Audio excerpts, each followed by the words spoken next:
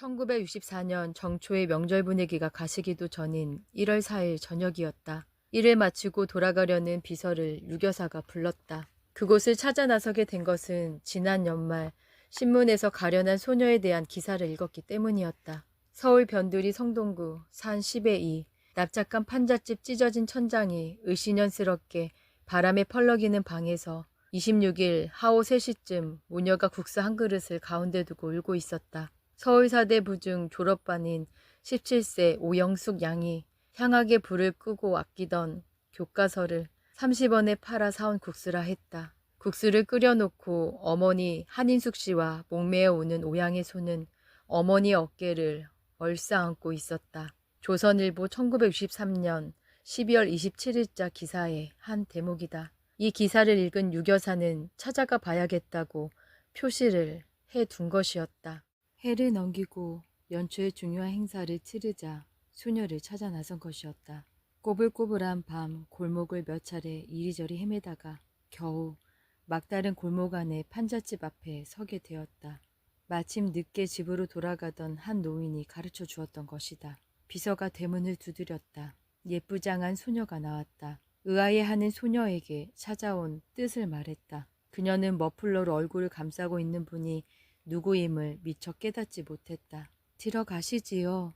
소녀가 권했다. 전신이 얼어붙을 것만 같아 밖에 서 있을 수가 없었다. 소녀가 권하는 대로 유교사는 신문지로 도배한 방 안으로 들어갔다. 입술이 파랗게 언 유교사는 두 손으로 한참 동안 양귀를 감싸고 있어야 했다. 그리고는 소녀의 손을 잡고 착하기도 하지. 어떤 일이 있어도 낙심 말고 꿋꿋하게 살아야 해요. 격려해 주었다. 미리 마련해간 떡과 깨어 상자와 금일봉을 비서를 시켜 전해주고 자리를 떴다. 모녀는 차가 기다리고 있는 마을 밖까지 따라 나와 어둠 속으로 사라져가는 유교사를 지켜보고 있었다. 이와 같은 사례를 흔히 불우한 사람을 도와준 것으로 표현하고 있다. 그러나 유교사는 그와 같은 표현을 수긍하지 않았다. 만났을 뿐이에요. 불우한 사람들을 만나는 일, 그것이 중요해요. 돌아오는 길에 비서에게 일러준 유교사의 말이었다. 도와주는 일이든 만나는 일이든 여사는 불우한 사람을 방문해서 격려해 주는 일에 끊임없는 성의를 다했으며 청와대 안에서도 지속적인 생활의 일환으로 꾸준하게 계속된 것이다. 그것도 은밀하게 행해지기 일쑤였다. 청와대 출입기자는 물론이거니와 때로는 경호실에서조차 알리는 일이 없었다. 뒤늦게 유교사가 나갔음을 알게 된 경호실에서는 당황하게 되는 경우가 한두 번이 아니었다. 1961년 9월의 어느 날 신문에 아기를 낳은 불쌍한 산모에 대한 기사가 실렸다. 용산구 이천동 난민 천막촌의 한 아낙네는 아기를 해산했으나 양식 한 톨 없이 굶주리고 있다는 것이 기사의 내용이었다. 그날 오후 유교사는 쌀과 미역을 지프차에 싣고 비서 한 사람을 대동하여 그 산모를 찾아 나섰다. 천막촌에서 몇백 미터 떨어진 그 부근에 지프차를 세우게 하고 걸어서 갔다. 무질서한 천막 집단 속에서 신문에 난 번지만으로 집을 찾는다는 것은 거의 불가능했다. 유교사는 직접 천막집 하나하나 앞에서 물어가며 수소문했다. 혹 이 마을에 아기 낳은 집 모르세요? 그러면서 어느 천막을 찾아갔을 때 일이었다. 안에서 인기척이 나며 니요 대답하는 소리가 들렸다. 집을 찾는데요. 무심히 유교사는 드리워진 거정문을 들쳤다. 컴컴한 천막 안에 장정이 누워 있었다. 한눈에 병자임을 알 수 있었다. 그 병자 옆에는 5살과 7살 또래의 남매가 빈 밥그릇을 숟가락으로 긁고 있었다. 9월 하순이면 쌀쌀한 날씨임에도 헤어진 속내에만 걸치고 있었다. 참혹했다. 엄마 어디 가셨지? 유교사가 남매를 보고 물었다. 낡은 군용담요 하나를 걸치고 가만을 떼기 위해 누워있던 환자가 일어났다. 품리 나갔구먼요. 편찮으시군요. 네, 일하다 다리 다쳐 꼼짝 못하고 누웠구먼요. 오래됐어요? 거의 한 해가 다 됐어요. 누워있는 게. 유교사는 딱하다거나 불쌍하다거나 비참하다는 그런 느낌보다 막막해졌다. 이런 환경에 처해 있는 국민들이 얼마나 될지 모른다는 생각이 들었다. 국민이라는 말이 따가울 만큼 실감적으로 유교사에게 다가왔다. 산모에게 주려고 준비해온 쌀과 미역을 가져오게 하여 그 병자에게 주어버렸다. 다음 날 유교사는 천막촌을 다시 방문했다. 드디어 신문에 난 산모를 찾게 되었다.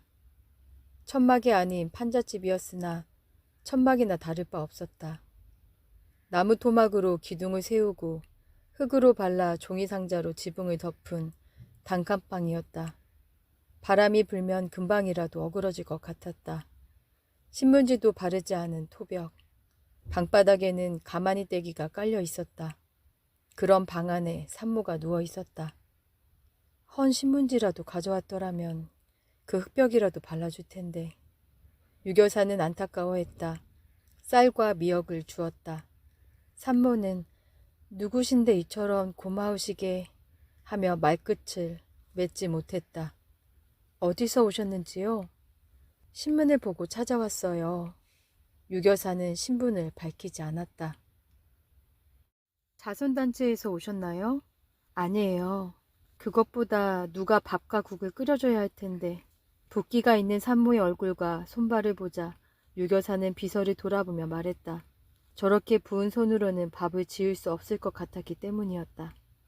아니에요. 산모가 황급히 일어났다.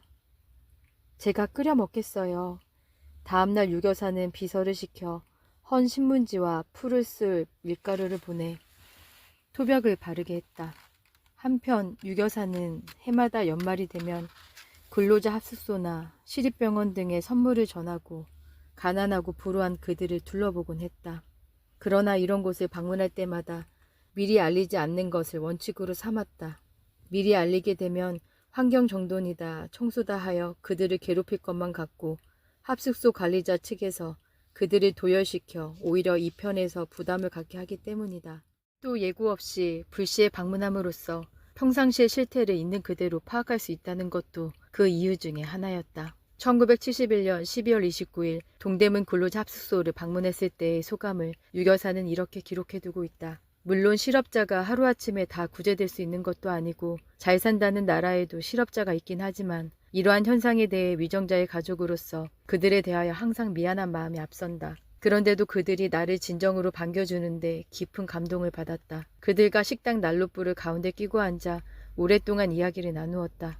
그들은 원망과 불평을 제쳐놓고 건강한 모습, 참으로 정신까지도 어느 누구보다도 건강하게 보였다. 떠날 때 자주 오라고 손을 잡는 모습에 눈물이 돌았다. 나는 비록 그들에게 어떤 혜택을 줄 아무런 권한도 없으나 그들의 생각과 뜻을 열심히 들어보고 성의껏 그 뜻을 전달해 주겠다고 약속했다. 그들의 뜻을 성의껏 전달하는 일은 나의 의무에 앞서 커다란 보람이니까.